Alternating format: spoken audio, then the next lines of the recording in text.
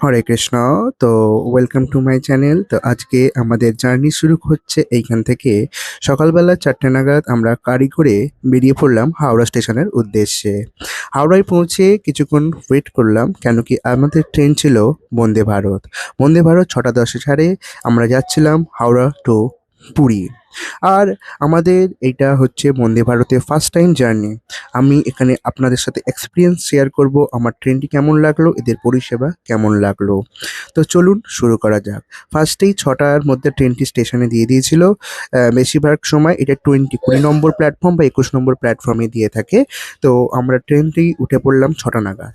ট্রেনটি উঠে এদের টয়লেটটা গেলাম, টয়লেটটা খুবই পরিষ্কার ছিল এবং বাট এদের কিছু সিস্টেমটা খুবই ইন্টারেস্টিং সিস্টেম, অন্য অন্য ট্রেনের থেকে ডিফারেন্ট।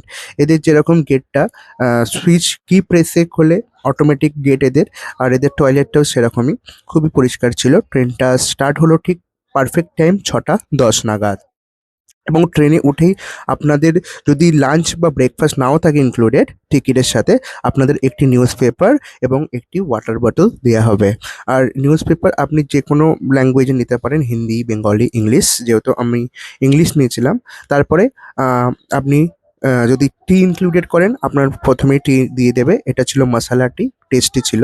তারপরে আপনি পেয়ে যাবেন ব্রেকফাস্ট। আমি নিয়েছিলাম ভেজ ব্রেকফাস্ট। দেখতেই পাচ্ছেন ব্রেকফাস্টের মধ্যে আমাকে দিয়েছিল একটি কেক, ব্রেড দিয়েছিল, আমাকে দিয়েছিল সুইট কর্ন, আর তার সাথে ভেজ কাটলেট, আর বাটার আর জ্যাম। ফুড কোয়ালিটি মোটমাট ভালোই ছিল এবং কাটলেটটা খুবই টেস্টি ছিল। আর আহ, গরম ছিল না, ঠিকঠাক, বাট টেস্টি ছিল।